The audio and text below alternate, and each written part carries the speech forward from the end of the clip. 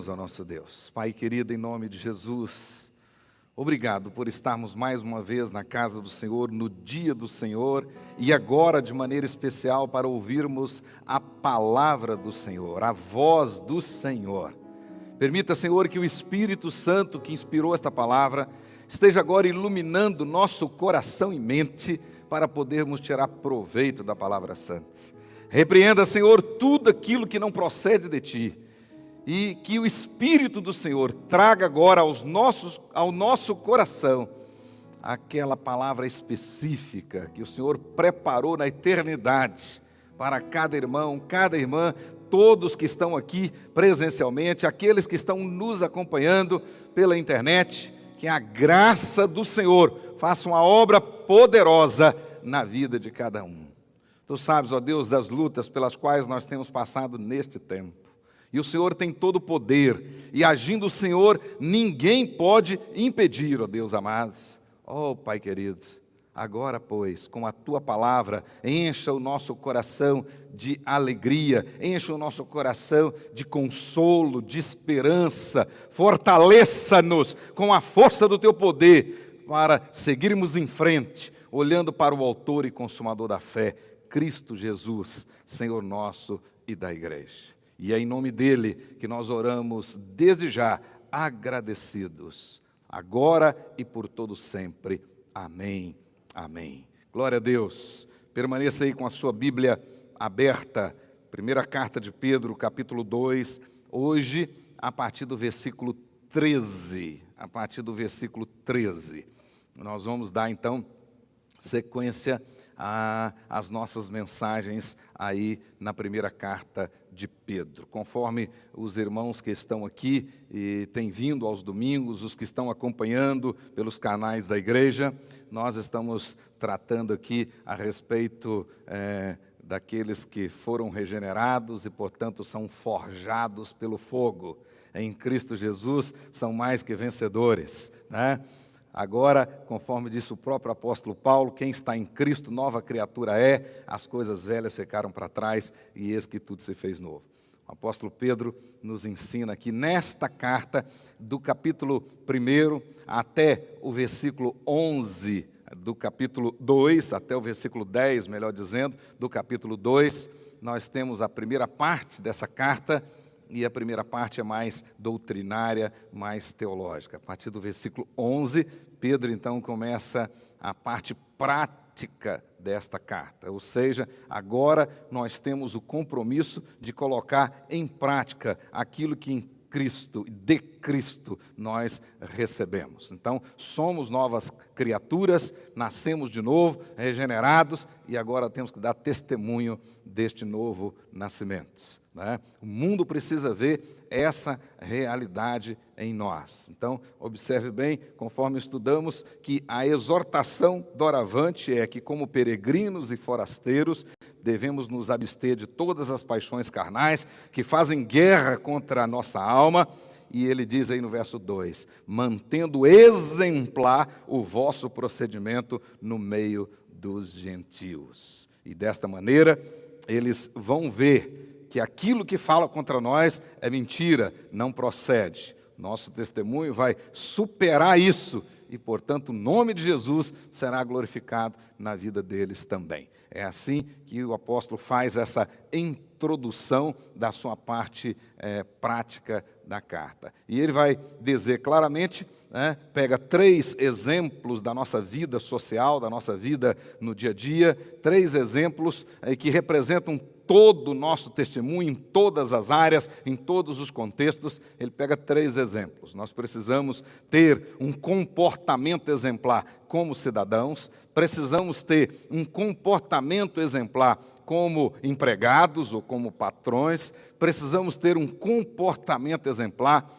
como cônjuges, ou seja, como marido ou como esposa. Nessas 3 áreas básicas da nossa vida como cidadão, nossa vida no dia a dia, nos negócios, na nossa vida de nosso comportamento social e também na nossa vida dentro de casa. Em todos os 3 aspectos, diz o apóstolo Pedro, nosso testemunho precisa ser exemplar.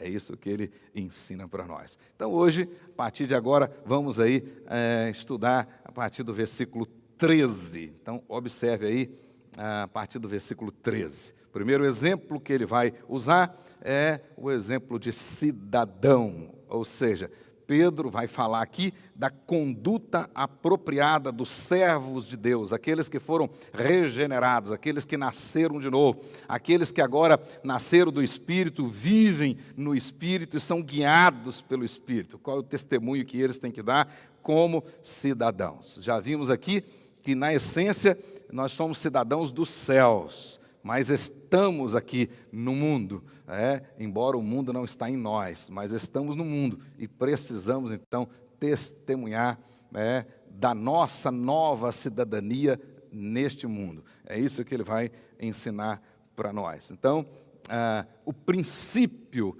que Pedro vai usar agora para as três experiências, ou seja, nosso testemunho como cidadãos, nosso testemunho como servos, como empregados, o nosso testemunho como marido ou como esposa, a palavra de ordem, ou seja, o pano de fundo, a palavra que Pedro vai usar aqui, o princípio é a submissão. Marque essa palavra, que às vezes muito usada apenas no contexto da esposa, mas essa palavra submissão, ela é usada num contexto muito mais amplo. Por exemplo, a palavra de ordem que aparece aqui, o princípio que aparece aqui, é a submissão do cristão como cidadão. E vai dizer que nós precisamos ser submissos às autoridades superiores. A mesma palavra vai aparecer para o nosso relacionamento no trabalho. Devemos ser submissos às autoridades no nosso trabalho, o patrão ou quem quer que esteja sobre nós no nosso trabalho. E também vai usar essa palavra no contexto do relacionamento marido e mulher. Então, a palavra submissão que Pedro usa aqui, ela é muito rica. Observe que ela vai aparecer no versículo 13, dando aí então a abertura a esta subseção, vai aparecer no versículo 18, falando da relação com os patrões, e vai aparecer depois nos versículos 1 e no versículo 5, lá no contexto da nossa relação familiar, da nossa relação conjugal, relação dos cônjuges, ou seja, relação do marido com a esposa, da esposa com o marido. Então, vamos observar aí no nosso versículo 13. Olha como ele começa, e o primeiro verbo já aparece aí. Sujeitai-vos a toda instituição humana por causa do Senhor, quer seja o rei como soberano, quer as autoridades como enviadas por ele, tanto para castigo dos malfeitores, como para o louvor dos que praticam o bem. Agora observe bem o versículo 15, porque assim é a vontade de Deus, que pela prática do bem façais emudecer a ignorância dos insensatos, como livres que sois, não usando todavia a liberdade por pretexto da malícia, mas vivendo como servos de Deus. E ele encerra a sessão dizendo: tratai a todos com honra, amai os irmãos, temei a Deus, honrai o rei. O apóstolo Pedro, então, está deixando claro para nós, está desafiando os seus leitores originais e nos desafiando aqui, agora, hoje, a termos uma vida exemplar como cidadãos. E ele diz lá: sujeitai a toda a instituição. Palavra que vai usar aí, também traduzida em outras versões como autoridade. Sujeitai-vos a toda a autoridade humana por causa do Senhor. Ele diz aí, quer seja o rei como soberano, quer as autoridades por ele enviadas, versículos 13 e 14. Depois ele vai usar no versículo 15, porque assim é a vontade do Senhor. E depois no versículo 16, vocês são livres, como livres que sois, não usando todavia a liberdade por pretexto de malícia, mas vivendo agora como servos de Deus. Pedro fundamenta aqui a nossa submissão cristã como cidadãos nos seguintes elementos. Primeiro, pode marcar na sua Bíblia, por que nós devemos nos submeter às autoridades? Ele diz aqui, as autoridades humanas. Primeiro, Porque é uma ordem de Deus. Primeiro motivo pelo qual nós devemos submeter as autoridades que estão aí. Porque é uma ordem de Deus. E o texto vai deixar claro, quer elas sejam boas, quer elas sejam ruins. Quer essa autoridade, inclusive a palavra grega que vai aparecer, seja déspota ou não. A ordem de Deus é que nós devemos ser submissos a elas. Isso aqui está bem claro aqui.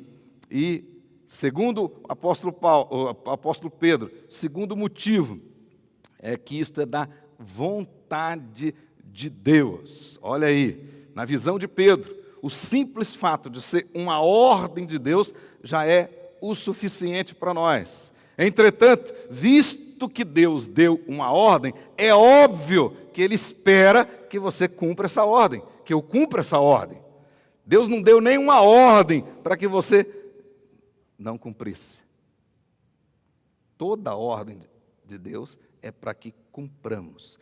E na essência, pecado é exatamente não cumprir uma ordem de Deus. É inconformidade com a ordem de Deus. Então, pecado não são somente os 10 mandamentos que aparecem lá, os mandamentos morais da lei de Moisés. Não.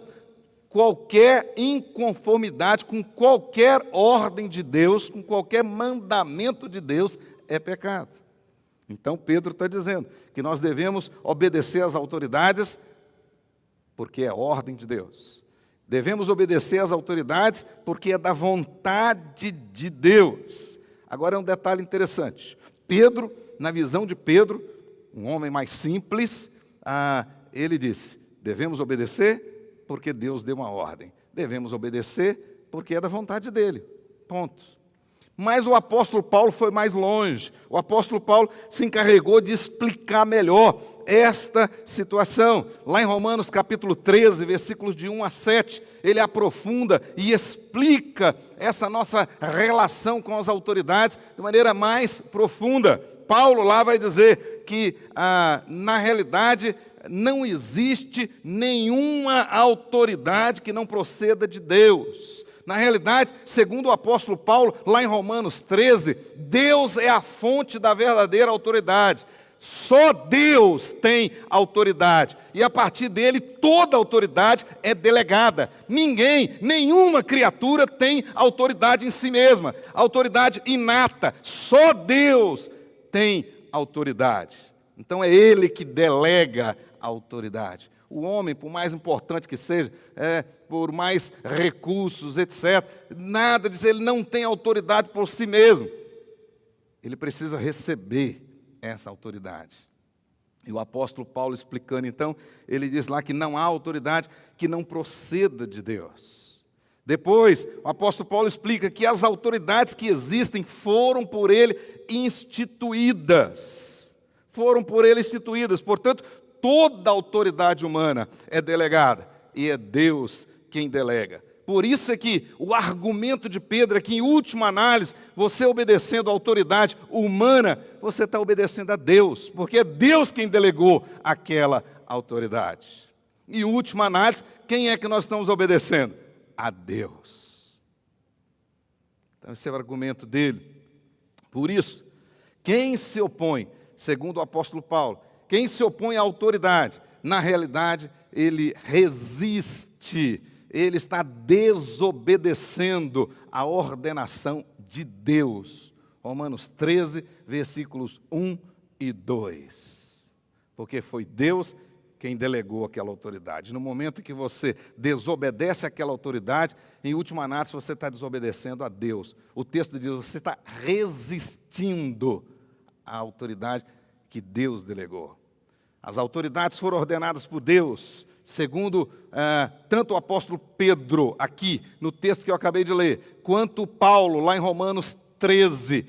As autoridades foram instituídas por Deus para prover o bem, ou, conforme diz os dois textos, para repreender, para punir o mal e o malfeitor. Está lá em Romanos capítulo 13, versículos 3 até o versículo 4. Então, Deus deu autoridade aquelas pessoas, Deus instituiu aquelas autoridades para elas promoverem o bem ou rechaçarem o mal e o maligno. Esse é o propósito de Deus. Portanto, o cristão deve obedecer às autoridades, diz o apóstolo Pedro e também Paulo, por motivo de consciência.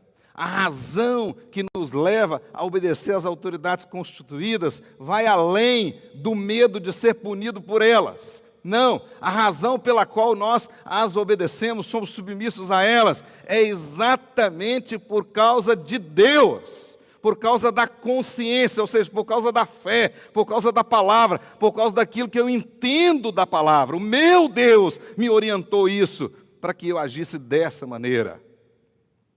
Então, vai além de ser punido. Ah, eu não fiz isso, vou ser punido. Deixei de fazer aquilo, vou ser punido. É nesse sentido que o próprio Paulo diz lá, é assim que nós pagamos impostos. Diz claramente, é assim que nós tributamos honra, é assim que nós respeitamos. Versículos 5 a 7, lá do capítulo 13 de Romanos. Nós fazemos isso por causa da nossa fé.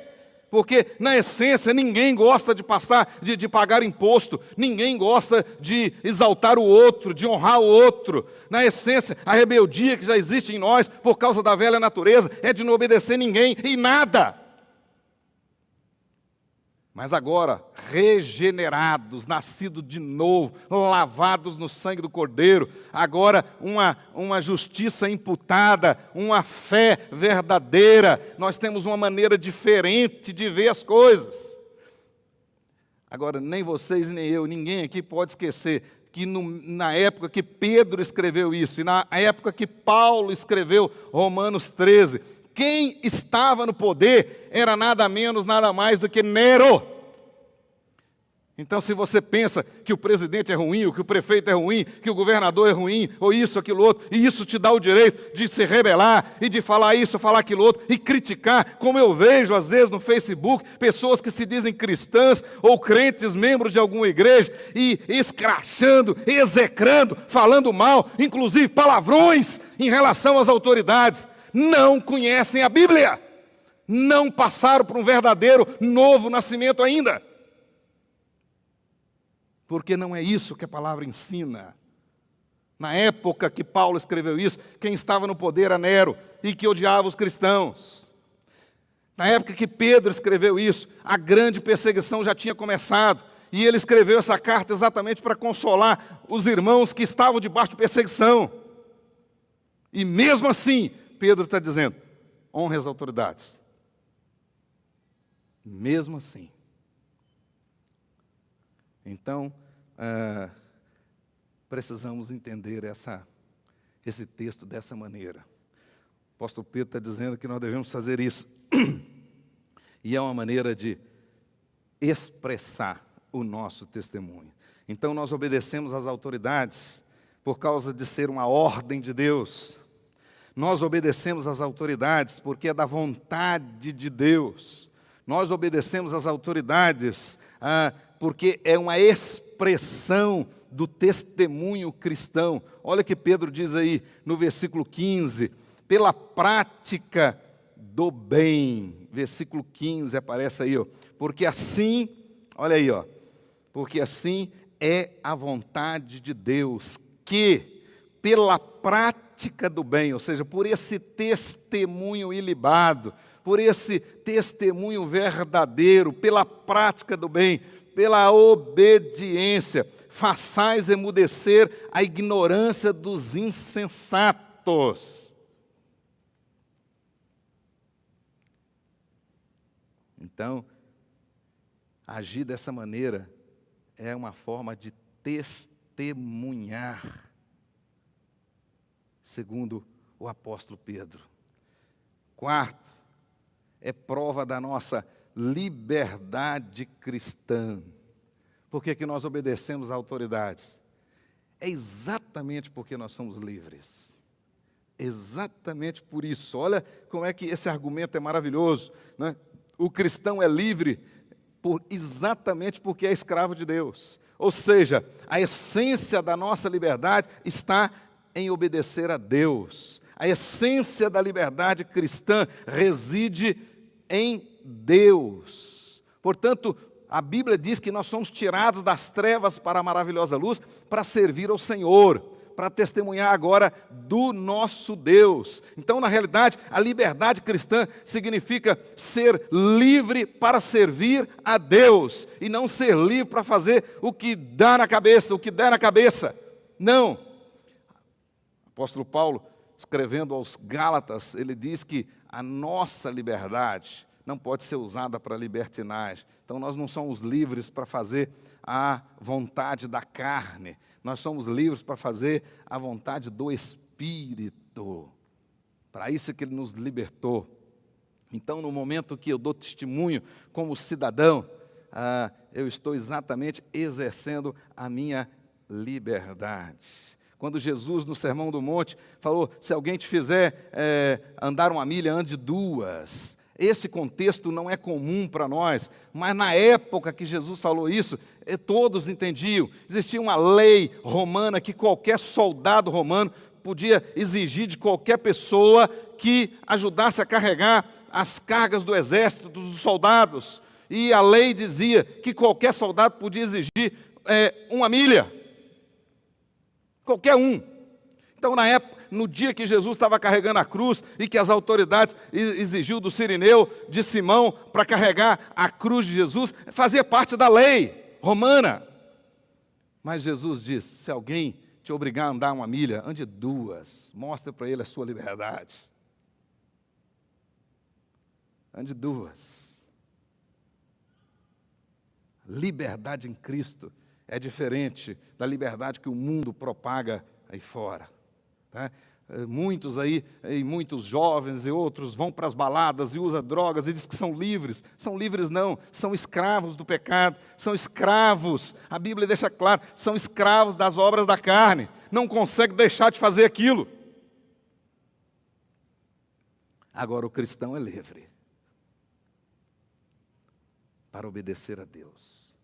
E Deus disse que nós devemos nos sujeitar a toda a instituição humana, ou seja, a todas as autoridades. A palavra que Pedro usa aqui é diferente da palavra que Paulo usa em Romanos 13.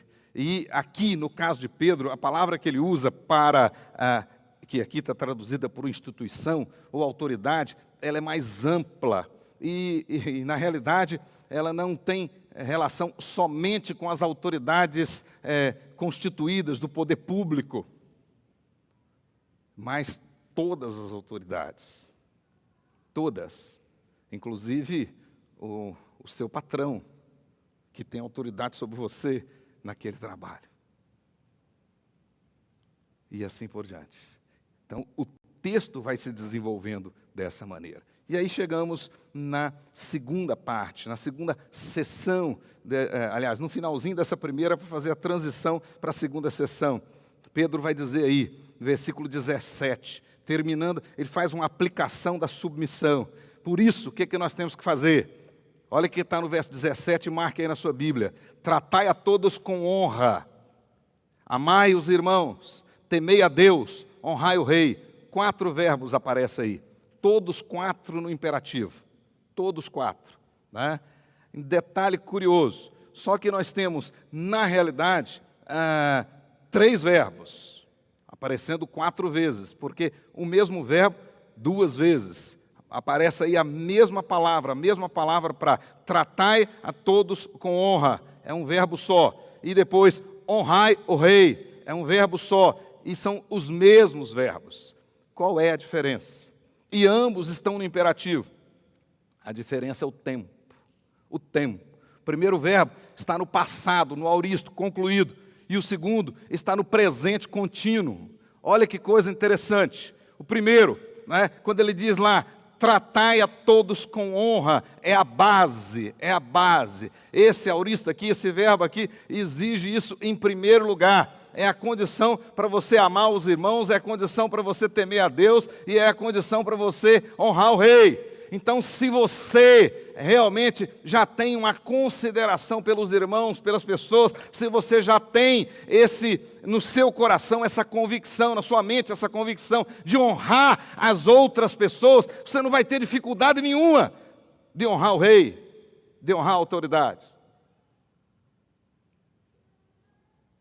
Se você já fez isso e vem fazendo, não vai ter dificuldade de continuar fazendo. Então ele diz assim: tratai a todos com honra. Tem muita gente que às vezes até na igreja dá mau testemunho. Humilha um funcionário aqui, outro ali, acha que é alguma coisa e humilha o outro e fala isso. Esquece que é crente. Esse não foi e não é o exemplo do nosso mestre, que sendo Senhor, toda a autoridade lhe foi dada, fez homem, se humilhou e levou nos seus ombros o pecado que era contra mim, contra você.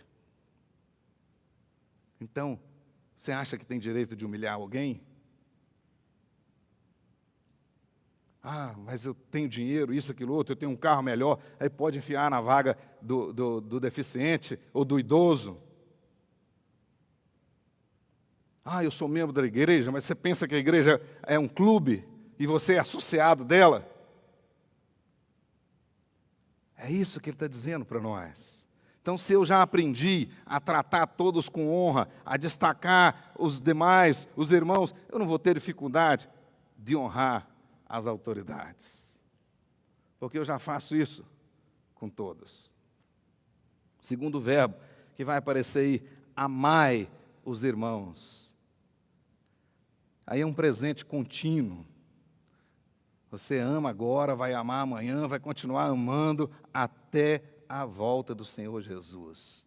O cristão não tem férias, não tem férias. A Bíblia diz que a ninguém fiqueis devendo nada, exceto o amor. No texto de Romanos, capítulo 13, falando de impostos, de honra, o apóstolo Paulo termina o seu raciocínio dizendo: olha, não fique devendo nada a ninguém. Não fica devendo imposto, não fique devendo honra.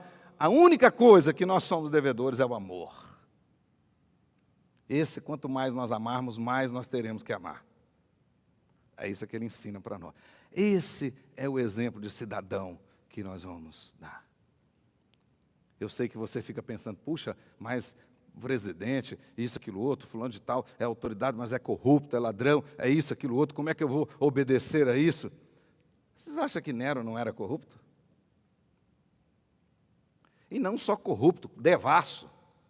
Castrou um jovem e passou a lua de mel com ele, desfilando pelas ruas de Roma.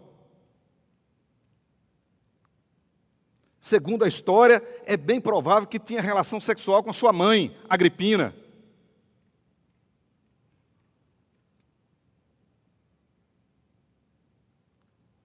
Então nós precisamos prestar atenção. Pois bem, sigamos em frente, daqui a pouco eu faço um fechamento a respeito disso. Segundo caso, versículos 18 até o versículo 25, como servos de Deus, como servos. Agora temos que ser exemplares, a nossa conduta precisa ser apropriada, né? Como servos em relação aos nossos senhores. E o princípio aqui é o mesmo, é a submissão, é o mesmo. E a fundamentação do apóstolo Pedro vai ser a mesma também. Observe aí agora no versículo 18, ele diz: servos, sede submissos. A palavra é a mesma, o tempo verbal é o mesmo. Lá ele disse, conforme nós vimos no versículo 13, sujeitai-vos a toda a instituição. Agora ele diz, sede submissos, é a mesma palavra. Com todo temor, o vosso Senhor, não somente se for bom e cordato, mas também ao perverso. A mesma situação. Eu devo ser submisso à autoridade, independente se ela é boa ou ruim, se é uma autoridade honesta ou não, se é déspota ou não. E agora a mesma coisa, eu tenho que ser submisso ao meu patrão, independente dele ser educado, cortês, conforme diz o texto aí, ou se ele for uma porteira, ignorante.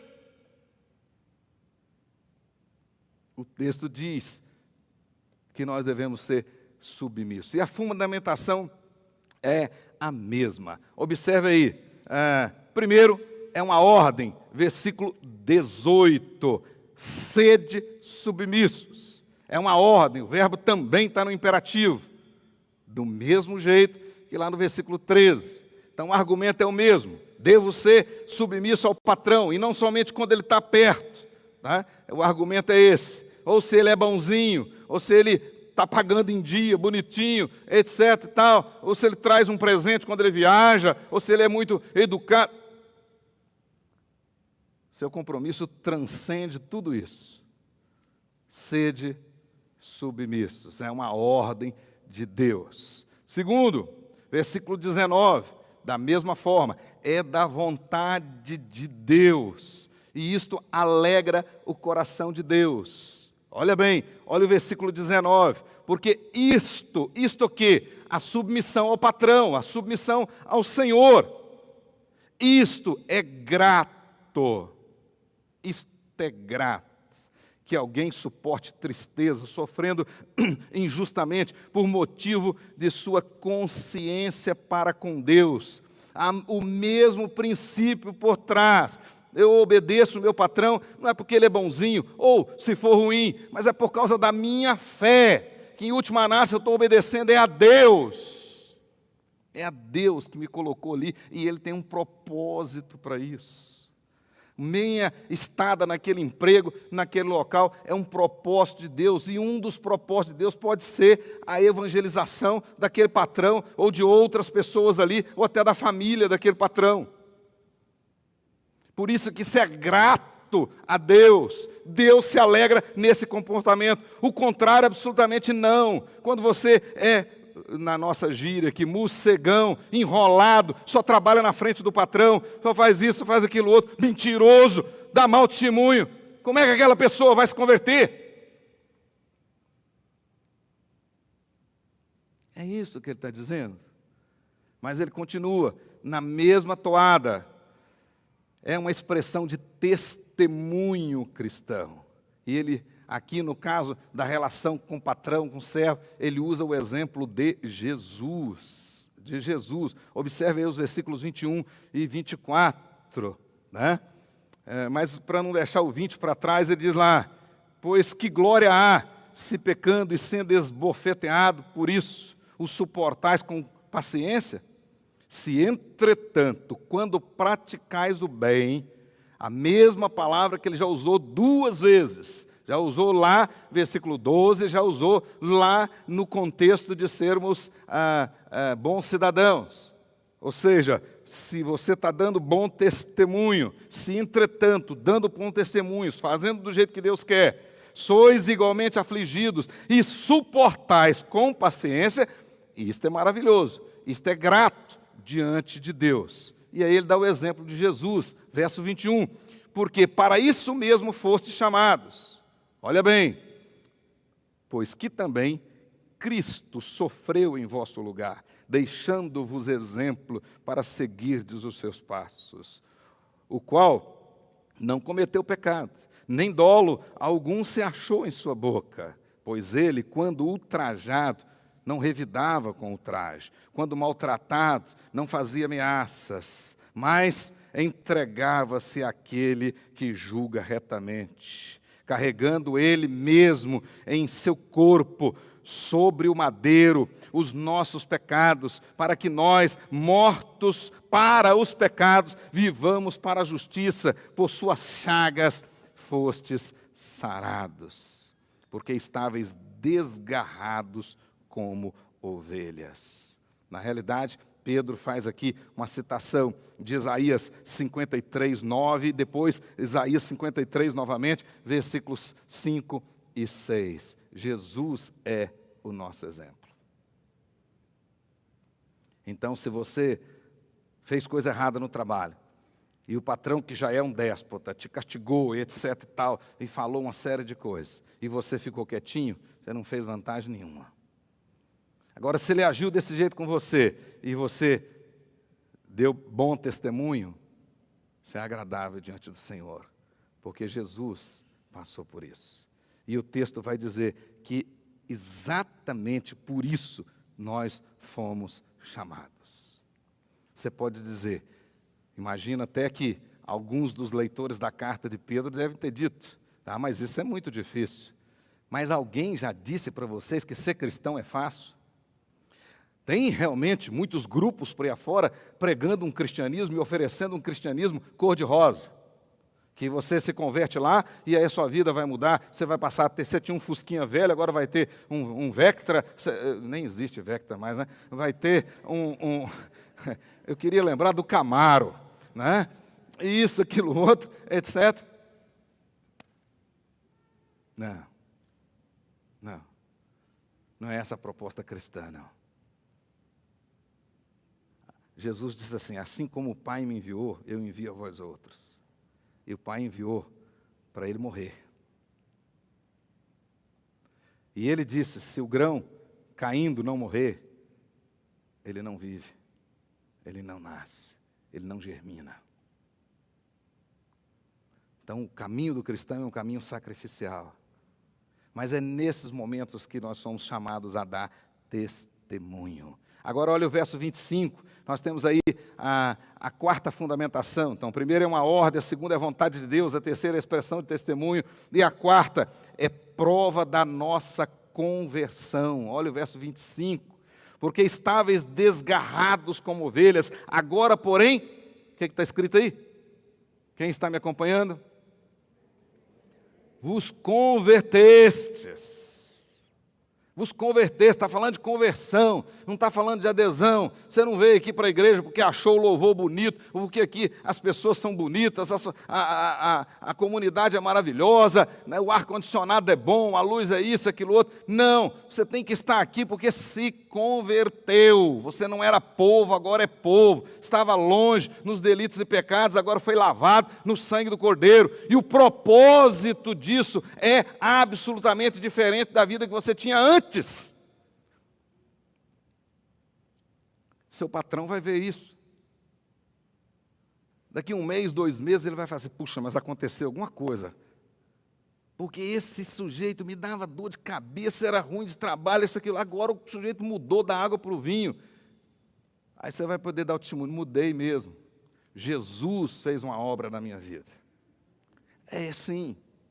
É isso que Pedro está ensinando para nós. Ele diz, vos convertesse ao pastor e bispo da vossa alma. Lembra que eu falei no estudo passado, na mensagem de semana passada, a palavra bispo aqui, né, que vem daquele contexto militar, o general que vai vir para passar em revista a tropa. Quando Jesus voltar, o nosso supremo bispo, né, o bispo da nossa alma, quando for passar em revista a tropa, nós estaremos a postos. Essa é a verdade.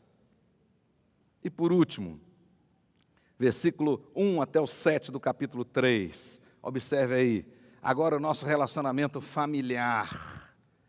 O que Pedro está evoluindo é o seguinte, às vezes o sujeito é um bom cidadão. Cumpre o que nós vimos aqui. Às vezes ele é um bom empregado. Cumpre o que está aqui. Mas muitas vezes é um péssimo marido ou uma péssima esposa.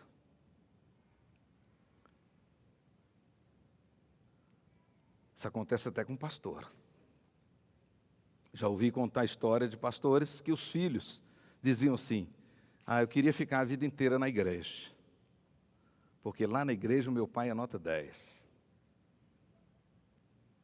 Aqui em casa ele é terrível. Tem muitos maridos que lá no trabalho são nota 10. Conversando com as pessoas e analisando a política e tudo, excelente. Mas é um terrível marido. Péssimo pai.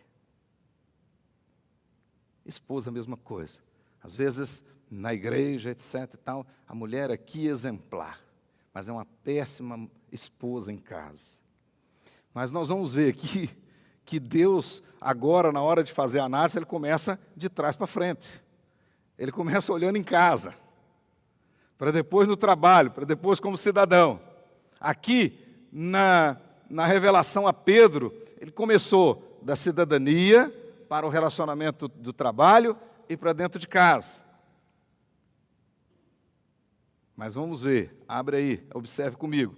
Agora, versículo 1 do capítulo 3. Mulheres, né? Sede vós, e marca aí na sua Bíblia, igualmente submissas. Então o texto já está deixando claro qual é a ordem que vai aparecer aí em relação às mulheres. A ordem básica que vai aparecer aí do mesmo jeito é submissão. Submissão, né? Mesma ordem que ele vai dizer claramente aí. Ok? Mas olha bem, para que ninguém tivesse dúvidas, assim, igualmente é o quê? Mulheres, igualmente ao seu compromisso como cidadã, igualmente ao seu compromisso como funcionário, né, como empregado, igualmente, sede submissas a vosso próprio marido. E o texto diz assim, para que se ele ainda não obedece à palavra, seja ganho sem palavra alguma por meio do procedimento da sua esposa. Então observe vocês que ele continua com o mesmo assunto. O princípio é o mesmo que vai aparecer aqui. Mas as irmãs aqui, mais atentas, vão observar que para falar a respeito das mulheres, Pedro usou nesta sessão, nesta subseção, 6 versículos. Já observou isso? E usou umzinho só para os maridos. Pedro devia ser um machista terrível. Né? Será que é isso mesmo? Porque aparece 6 versículos falando para as mulheres e 1 versículo só para os homens.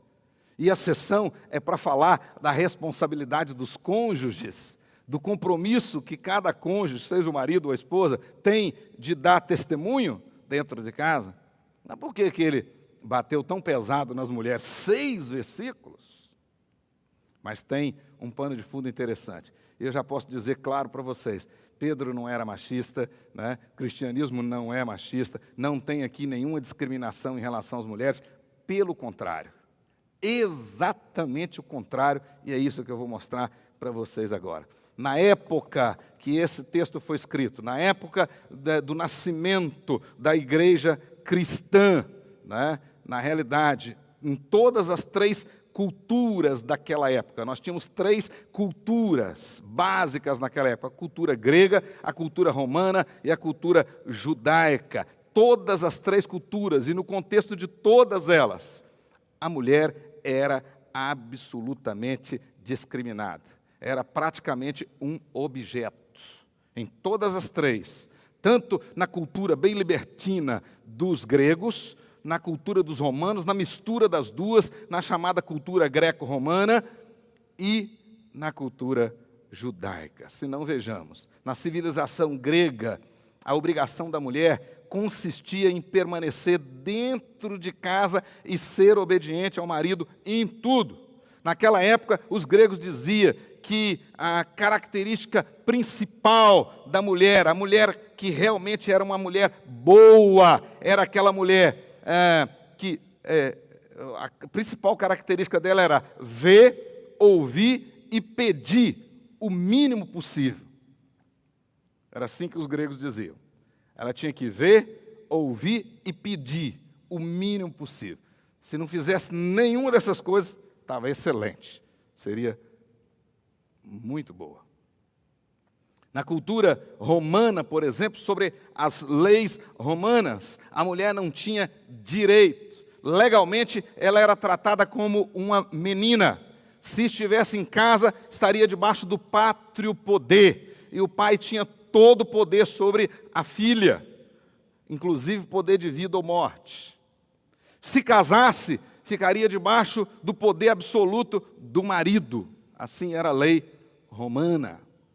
Na lei judaica, sobre as leis judaicas, a mulher era praticamente uma coisa, era propriedade do pai ou propriedade do marido, se casasse. E tinha uma relação direta, como se fosse ovelhas ou cabras. Vê-se claramente que em nenhuma das culturas dominantes daquela época, a mulher tinha valor, tinha direitos. Esse é o contexto que a igreja nasceu.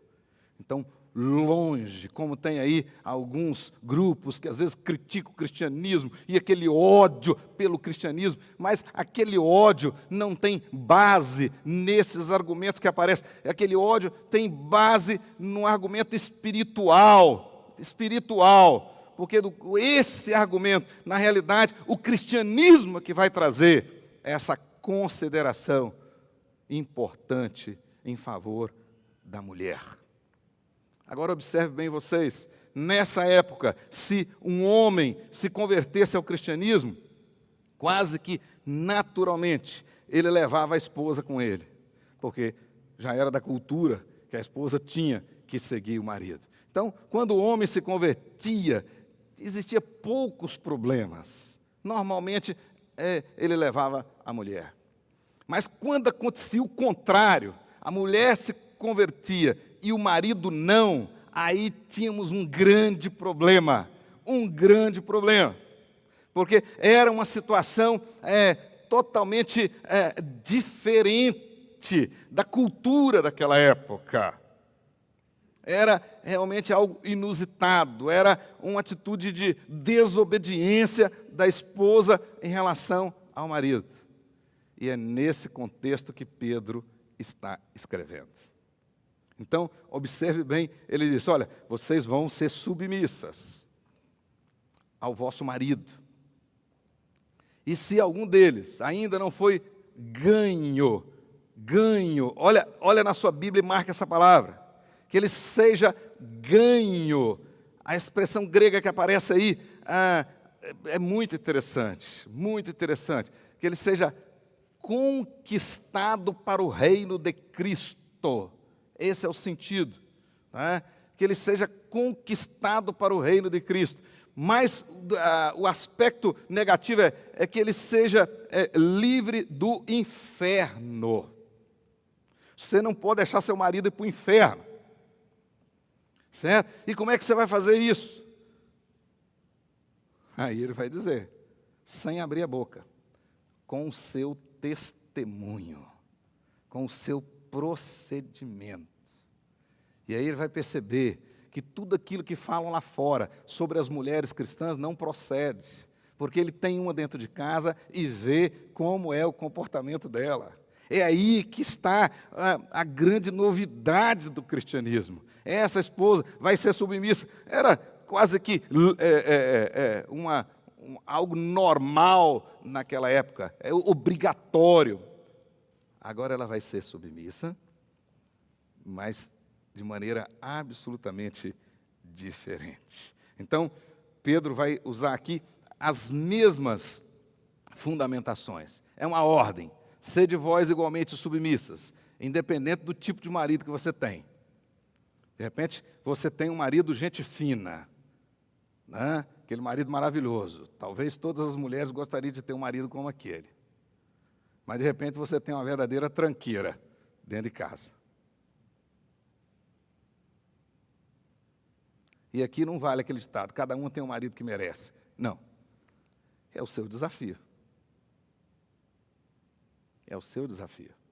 O texto diz isso. Então, diz, não somente se ele for bom, mas você vai cumprir a sua parte. Segundo, o texto diz aí, é da vontade de Deus. Olha o verso 4, olha que coisa maravilhosa, né?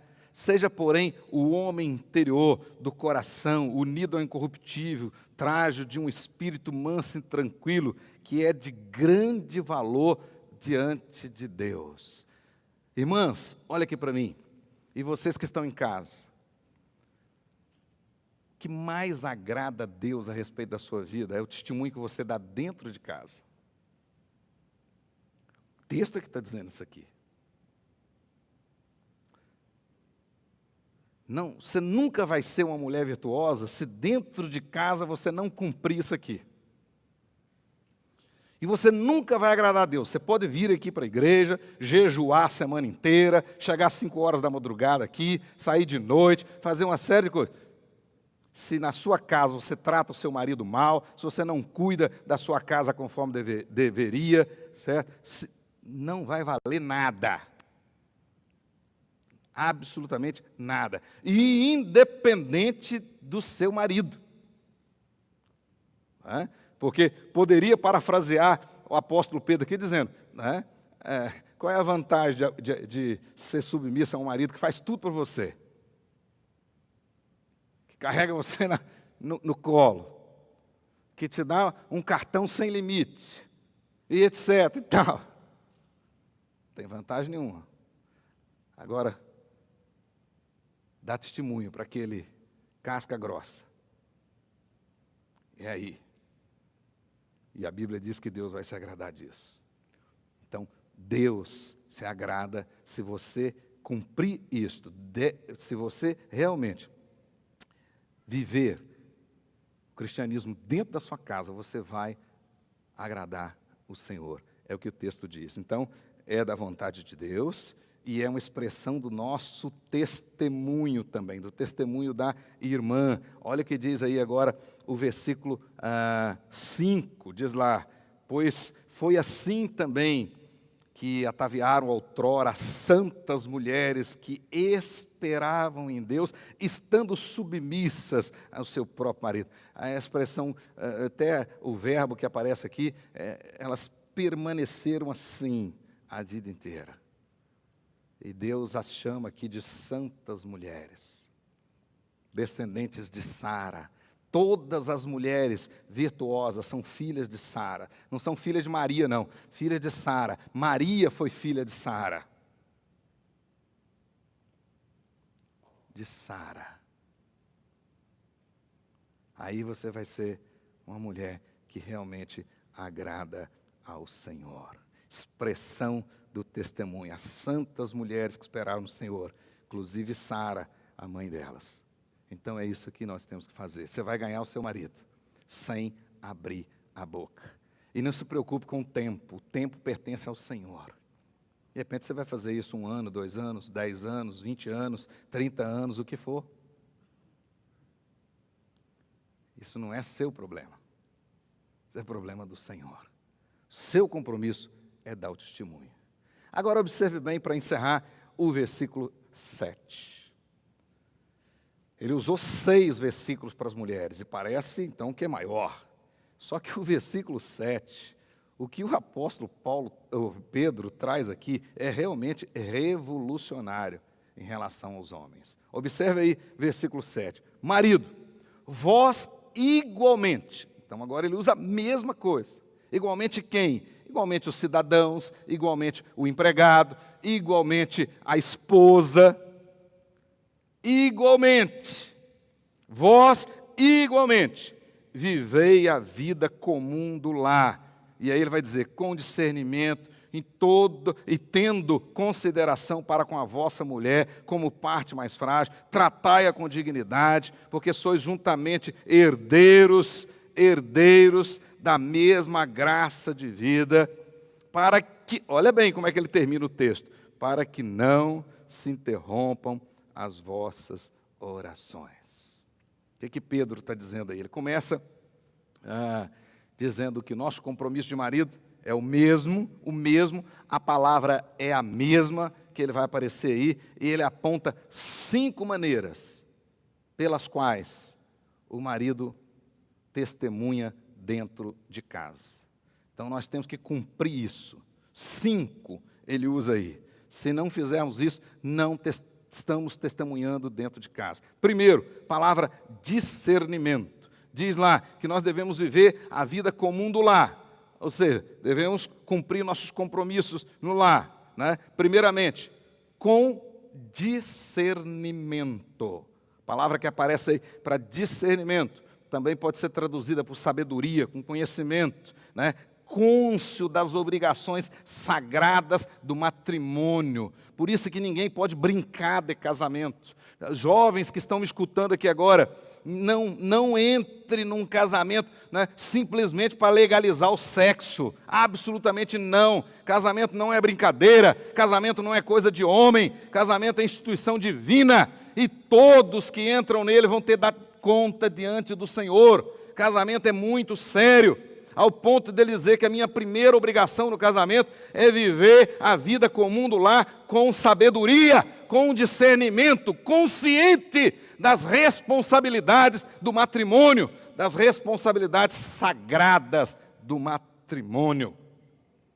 O que nós estamos vendo hoje? Maridos que não sabem a sua função dentro do lar, marido que não sabe para onde a família está indo, marido que não tem responsabilidade, não entende qual é a responsabilidade dele no lar, qual é a função dele no lar.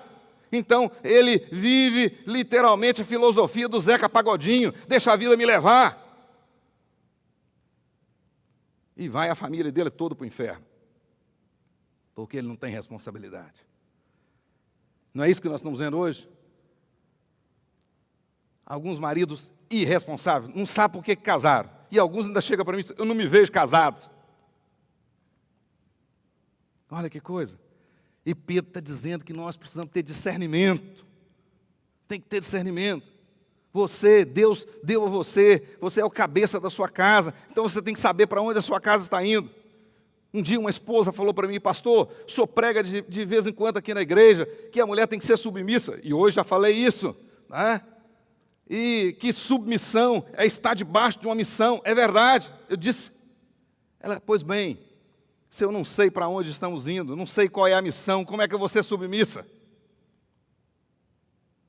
Ela disse, mas é porque são muitos maridos fracos, que se dizem cristãos, mas não conhecem a palavra de Deus. Essa é a verdade. E aí nós estamos vendo, agora na pandemia, isso está ficando escancarado. Escancarado.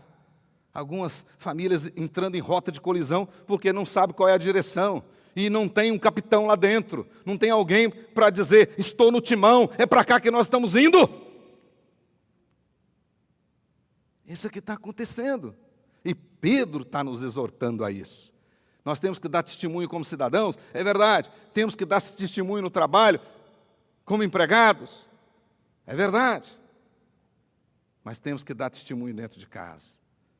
Como esposa, mas como marido. E como marido, primeira ordem é discernimento. A segunda é consideração. Nossa cultura, normalmente, não tem relação nem com a grega, nem com a romana e nem com a judaica. Mesmo que tenhamos todo um contexto judaico-cristão. Mas não tem.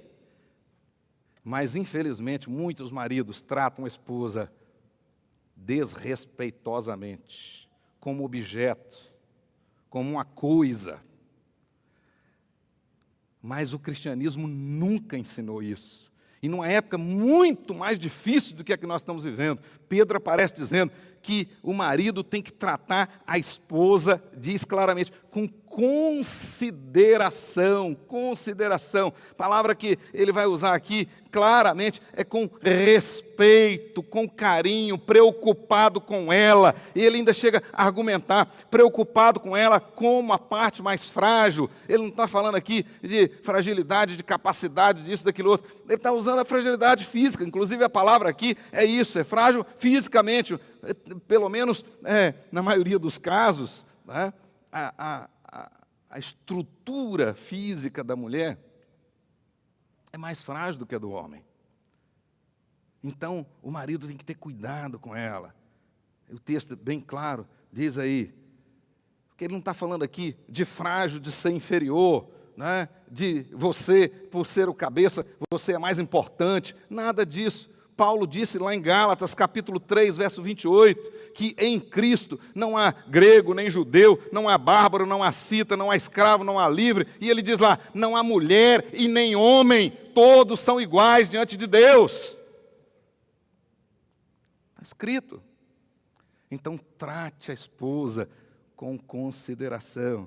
O outro texto, ele continua dizendo aí, com consideração, né, como vossa esposa, como parte mais frágil, vírgula, aí aparece mais um verbo, tratai-a com dignidade. Dignidade. Quantos maridos são uma verdadeira porteira e se diz crente, às vezes autoridade na igreja, etc. A Bíblia diz que nós temos que tratar com dignidade. A mesma dignidade que está dizendo que eu tenho que tratar todas as outras pessoas e tenho que honrar o rei, honrar a autoridade. Então, na realidade, o apóstolo Pedro segue a mesma toada, a mesma rotina. Do jeito que você trata as pessoas que negociam com você e que você quer vender alguma coisa para ela, que você trata a sua secretária no escritório, você trate a sua esposa também. Trate. Assim que a Bíblia diz. Mas ele continua. Agora aí, observe o verso, aí ainda, nesse versículo nosso, diz lá, né? Com dignidade, porque sois juntamente herdeiros da mesma graça de vida. Reconhecimento, porque sois juntamente herdeiros da mesma graça de vida. No cristianismo, a mulher possui os mesmos direitos espirituais que os homens. Ela é herdeira da mesma graça. Aquilo que Jesus conquistou na cruz para você, marido, conquistou também para a sua esposa. Então, trate a sua esposa com esse reconhecimento. Ela é importante para Deus? É, porque Jesus derramou sangue para ela. E por que ela não é importante para você? Ela tem que ser importante para você. Muito importante. Um senhorzinho, mais de 50 anos de casados. A mulher ficou com Alzheimer. E a doença foi evoluindo ao ponto dela não saber mais quem era. E ela esqueceu tudo, apagou a mente dela. E estava ficando muito difícil cuidar daquela mulher em casa. E os filhos, netos, começaram a pressionar o velho, o pai, para internar a vovó, para internar a mãe. Colocar numa casa de repouso, ficaria melhor, etc. E aquele senhor resistia, não aceitava, resistia, não aceitava.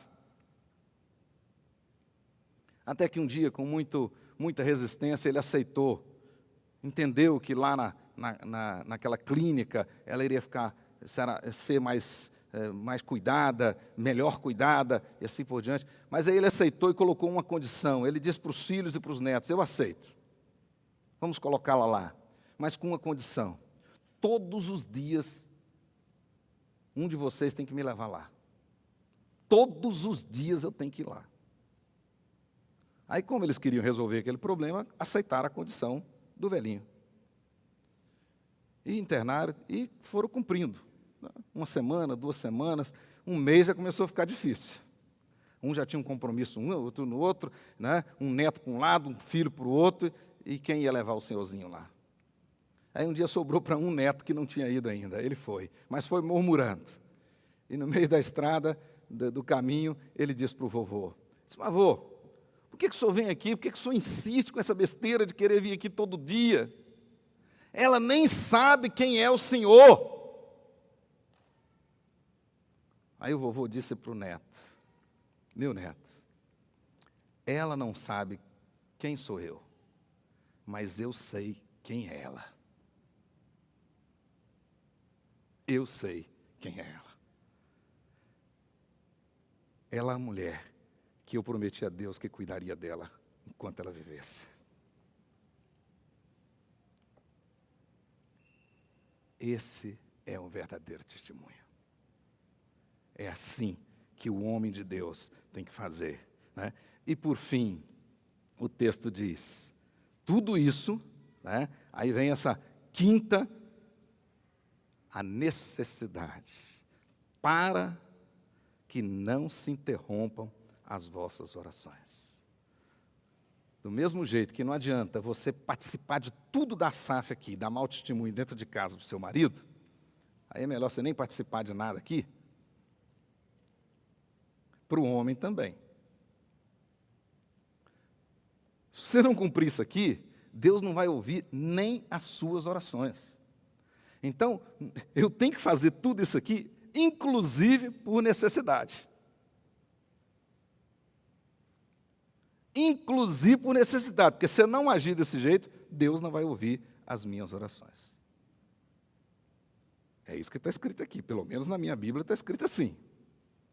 Para que não se interrompam as vossas orações. Então não adianta eu levantar as mãos aqui e orar, etc, etc, se dentro de casa eu não dou esse testemunho. Agora eu quero encerrar dizendo o seguinte. Jesus disse que o nosso Pai vê em secreto. E o nosso Pai que vê em secreto recompensará. Ouvi uma história de um casal e o marido era autoridade na igreja e eles brigavam como cão e gato em casa. De vez em quando, garfo e prato para todo lado. Mas quando saíam para vir à igreja, estava chegando no quarteirão da igreja, ele dava uma cotovelada na esposa e disse, estamos chegando à igreja. Aí acertava direitinho, e aqui era a coisa mais bonita que tinha.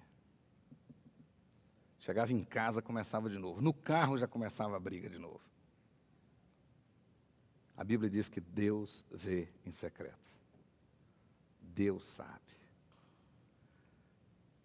O cristianismo é a religião do coração. Do coração. É aquilo que está aí no seu coração. Feche os seus olhos, em nome de Jesus.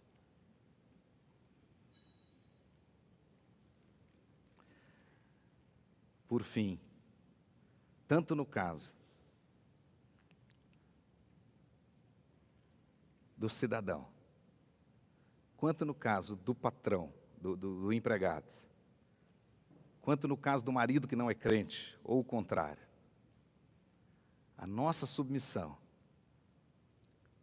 acima de tudo, ela está ligada a Deus. Então você não deve ser e não será submisso àquilo que vai fazer você pecar contra Deus. Então, se a autoridade baixar uma norma, baixar uma lei, que por consequência me fará pecar contra Deus, eu vou desobedecer àquela autoridade. E a Bíblia me dá esse direito. Se o seu marido fizer você fazer alguma coisa que vai levar você a desobedecer a Deus, não precisa ser submissa. Se o seu patrão quiser que você faça alguma coisa que o levará a desobedecer a Deus, não obedeça. O próprio Pedro ensinou isso, tanto em Atos 4 quanto em Atos 5. Ele mesmo disse. Quando as autoridades disseram para ele que ele não podia pregar mais sobre a ressurreição, ele disse, isso eu não vou fazer. Pedro fez isso. Então, a nossa submissão a qualquer autoridade, ou em qualquer circunstância, ela primeiro passa pelo crivo da obediência a Deus. Amém? Então, nós temos que obedecer ao nosso presidente. Se você gosta dele ou não gosta, nós temos que obedecer.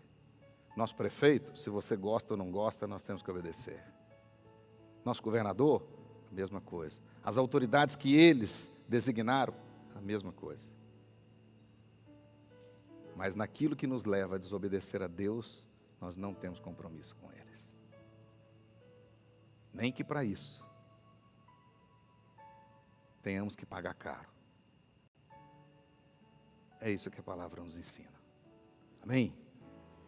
Hoje eu estiquei um pouco mais porque tinha que terminar isso aqui para vocês terem esse ensinamento como um todo.